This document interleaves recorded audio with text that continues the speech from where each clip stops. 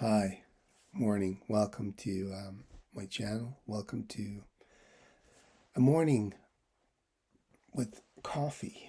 Very important. Talk about a few comic books that I got in this week. Now I'm not going to get any new comics for a while because I spend all my money on especially one of these. Um, but that's fine. I have a budget. I'm trying to stick to it, and I went a little bit over. Um, but I explain why. I started off by I got this. I wasn't intending to get it. I just saw it. Um, it was on an auction, and I was the only one bidding, so I got it at the starting price, which was fair. The condition is it's not too great. It's good. It's a 2.0, I'd say. Um, yeah, the paper is it's not brittle, but it's when the book is really soft, like it's been read many times. I bought this because of the cover, The Man Who Didn't Belong.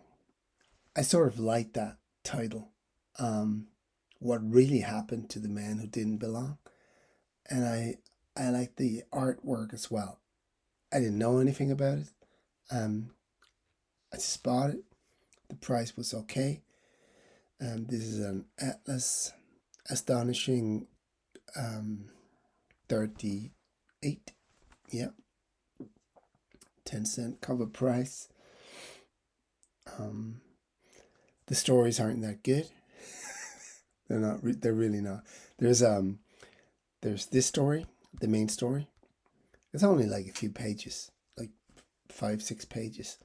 And then there's a story about a man in space, and there's a story about a man who whose job is to eat bird seeds. I don't know why. I think he's supposed to be testing them, but he eats them like for 20 years and then he turns into a bird because you become what you eat. Like if you eat a lot of McDonald's, you get fat. Um, that's sort of the moral of the story. Not that you get fat if you eat McDonald's, but you become what you eat. Um, that's the best story in there. It's like a Will Eisner story, um, but not as good.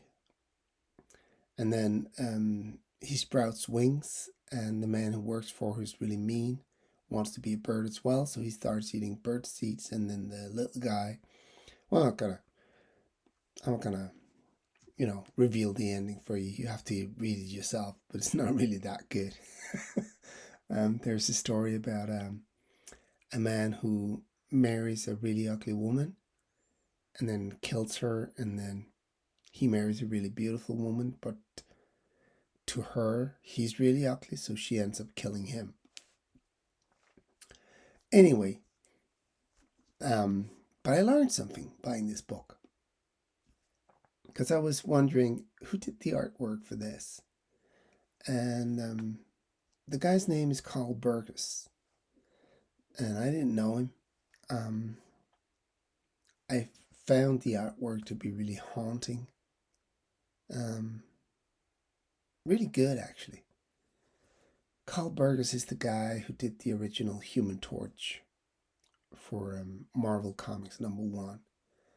Um, and it turns out there's an interesting story about that guy. He apparently tried to sue Stan Lee and Marvel um, because he had done the original Human Torch. I haven't done fully into the legals of the matter, but it was something about an expired copyright issue. Um, I don't think he died a really happy man. What I did find out reading about it was that I've always thought that Spider-Man was created by Stan Lee and Steve Ditko. Now, I have nothing against Stan Lee. I think he did. He was a very talented guy who did a lot of great stuff. We can all agree on that, I guess. But he was also a little bit of a credit hoarder. Now, he wanted the credit for Spider-Man for himself, because Spider-Man was his idea.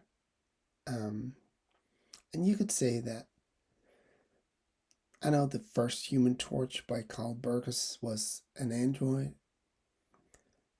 but he looks exactly like Johnny Storm. Well, not when Johnny Storm is the Human Torch, and it's the same name, the Human Torch, the Human Torch. So you could really, I would argue that Stan Lee and Jack Kirby created Johnny Storm, definitely, but not the Human Torch. They stole that from Carl Burgos, or Stan Lee at least did. I guess Jack Kirby did as well. The design is the same.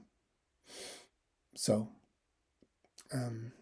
that was an interesting story, in Astonishing Tales. So that's what you get if you buy books that you don't really know much about and you just start researching.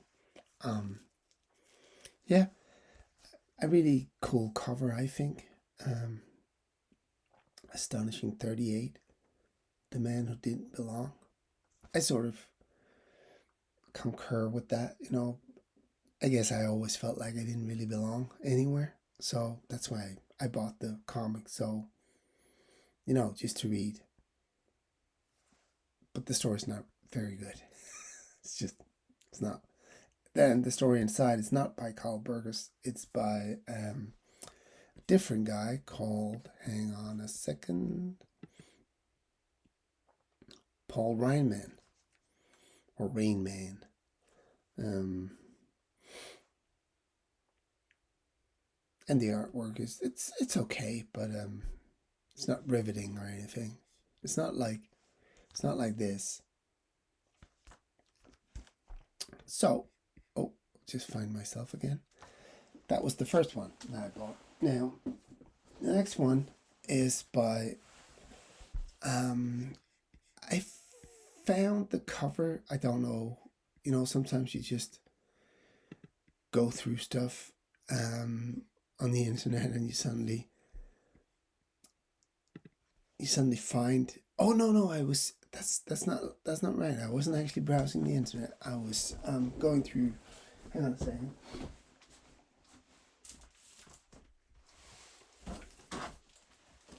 I was going through these. Now, if you don't have these, you should definitely try to get them. They're a guide to Golden Age comic books, and they're really amazing. I have all sorts of covers in here. And I was just looking through them, browsing, and I found a Planet Comics that I really like. From an artist that I didn't know. Matt Baker and L.B. Cole and Sean Burke and all those, but I didn't know Maurice Whitman. And I was trying to find out more about him. And I found this. Man on Mars, #1, John Honder. I really, really love this cover. And it was sort of expensive, but sometimes on eBay I just, if there's an opportunity, I throw in a really, really low bid.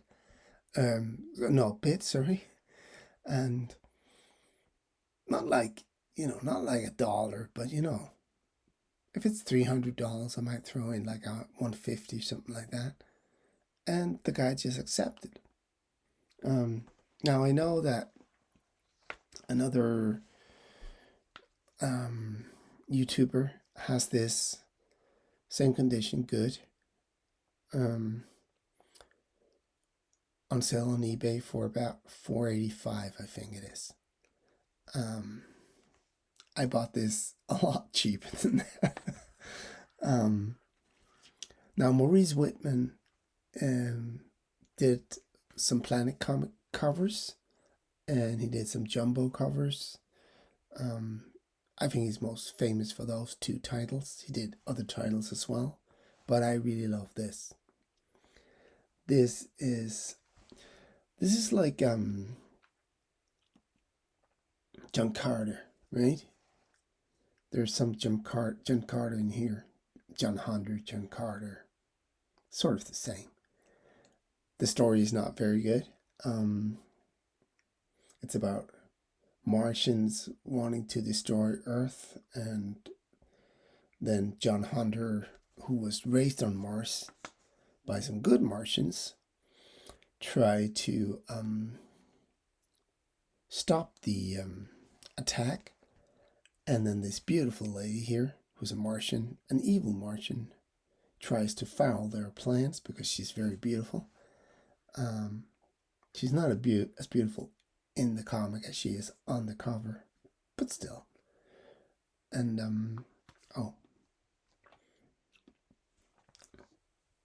she is very beautiful lady.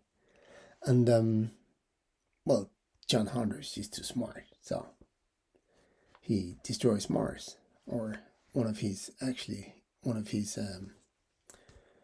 fellow Earth Martians destroys Mars. Actually, he doesn't do that much, but he's still the hero. The story is not very good. I read it. I usually read the comic books. That's why I like buying them in raw, because I like to read them. Some books, though, if they're too expensive, I'm not going to buy them raw because, well, for the simple fact that you might get cheated. This one, though, was when they're like in this bad a condition and at the price that I bought this for, I'm not too worried about being cheated. I don't think anyone wants to like take a new. There's a reprint of this. I don't think anyone wants to take that reprint and scan it or whatever and make it look like an old book and crumple it up and make the pages all soft and like to make that kind of bucks. But if somebody did, then fuck me. Yeah, Maurice Whitman. I'm definitely gonna try to get more coverage from this guy. I really like his artwork. He has done some beautiful Planet comic covers, and he has done some beautiful Jumbo covers. He likes drawing elephants. This guy is self-taught, by the way. Yeah, this is amazing. Like the space suit. Look at her body, the anatomy, the knife on the arm, the gun in the holster, the green and the yellow. She's like an early She-Hulk. And like the explosion in the background. The colors are just amazing on this cover. Anyway, Maurice Whitman. More on him, please. Now, my last book was really expensive, but I did actually also throw in a low bid or a lower bid. I don't like underbid. I don't go like crazy. Like I said, I'm not gonna, if it's $500, I'm not gonna bid $1 because that's just stupid. And I would be offended if someone did that. But in one of my auctions, some people actually do that. But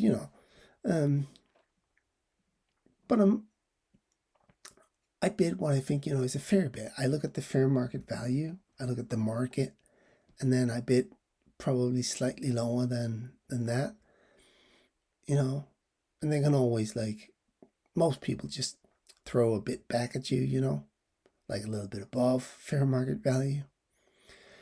But I'm trying to collect Uncanny X-Men 1, 2, well, the rest. 544, and I have all the next series. But I was missing number 1, 2, and 3. and I found one of them on eBay. I threw in a little bit, or a lower bit, and I got it. He didn't try to raise the price or anything. He was just like, cool. And yeah, well, the suspense is killing you, I know. It's Uncanny X-Men #2 in a 5.0. It's a really, really, really nice copy. The red is really deep. Of course, there's it's a 5.0, but it presents really well. It's a really beautiful book. It's not restored. I try not to get them restored. I might have to get X-Men 1 restored, because otherwise it's like $10,000, and I don't have that kind of money. So, but I thought this was, and it's a little bit miswrapped. I know some people can't stand that, but beggars can't be choosers, right? So, I have Uncanny X-Men 2, then 4, and the rest of them. I'm just missing #1 and #3. And the next one I'm getting, probably in August or September, is #3. I have to save up some money.